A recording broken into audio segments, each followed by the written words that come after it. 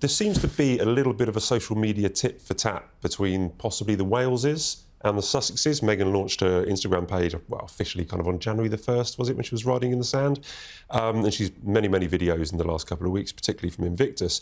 But William and Catherine seem to be doing a lot more. We saw this week the sketches that the princes, that had drawn and they put them on. We've seen videos of Catherine on a school bus. We've seen William with a social media influencer, a TikTok star just a couple of weeks ago. And on Valentine's Day, we had William and Catherine looking cosy for Valentine's and Little Heart, and then Harry and Meghan sharing a kiss on Meghan's Instagram page. Is there a subtle war going on between them online? Well, you could put the kiss down to the fact they're 8 hours behind us in California, so they probably were going to do it anyway. It could be, but no, I think that's just it's flim-flam, really. I mean, social media. Look at it one day, it's gone the next, and that's how I feel about it, And the fact, George's drawings weren't very good. I didn't think. He didn't look like he's going to have an art career in front of him anyway. Well, they wouldn't tell us who had drawn what. We had to work it out ourselves. There's one that's definitely much better than the others, which I suppose you'd assume is George because he's older, but it did sort of feel... I could imagine it being Charlotte. I don't know, you can't be certain, really, can you?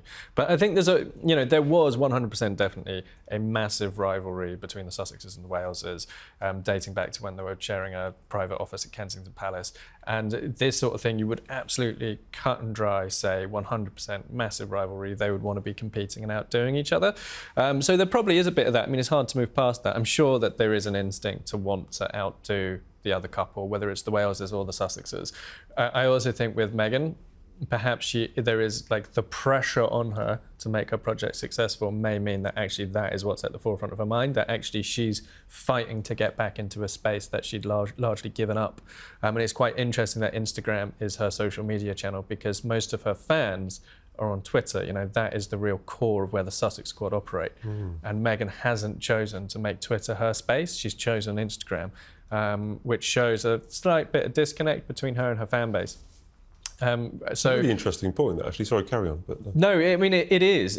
She is trying to exist. Instagram is great for celebrities, and celebrities love it. It gives them a slightly more positive space in which they can just, their post is king. Like that is the key thing about Instagram. You post the picture, anybody who comments underneath it is subordinate to your original post. Whereas on Twitter, no one post has priority over another. Your entry into the discussion can be any post in a thread. You might come in at post number 27 because somebody you follow is throwing mud at Meghan. Whereas on Instagram, your entry is always the celebrity's post. So that's probably why she's done it. But it reflects the fact that she is now fighting to get into a very competitive space where all the influencers live, all the influencers are fighting for audience. And actually, she would be well advised to forget any competition with Kate and William because the people she's going to be competing in are the other celebrities who are all also trying to sell their products too. So that's going to be where the real competition lies for Meghan.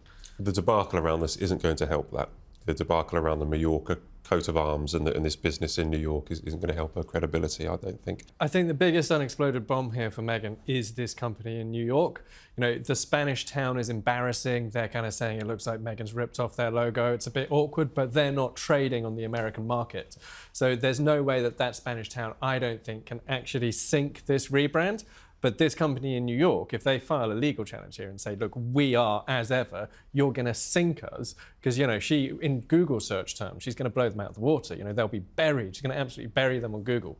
And if they challenge it to try to protect their business and she is forced to change the name again, then that is disaster levels of catastrophe for her.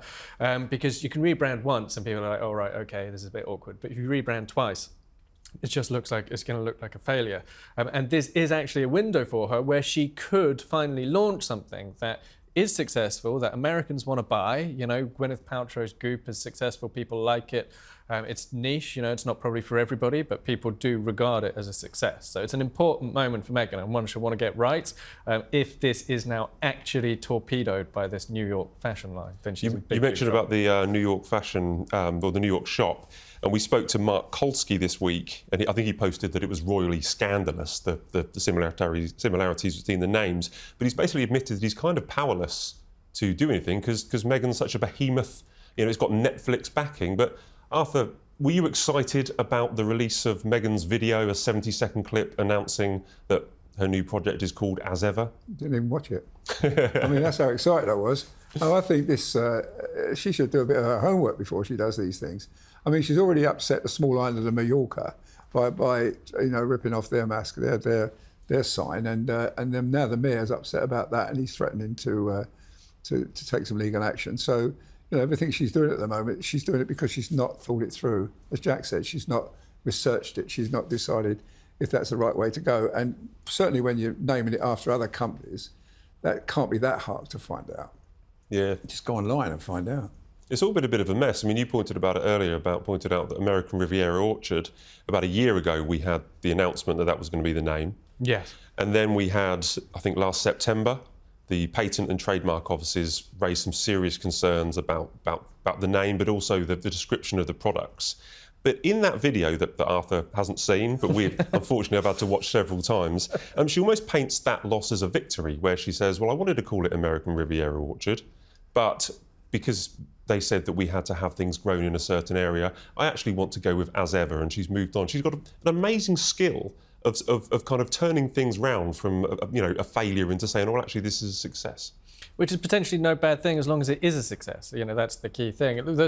What happened with American Riviera Orchard was she launched it really early, too early, before it was ready, really. In an ideal world, you'd probably get all the patent copyright stuff done and sorted before you actually do the soft launch.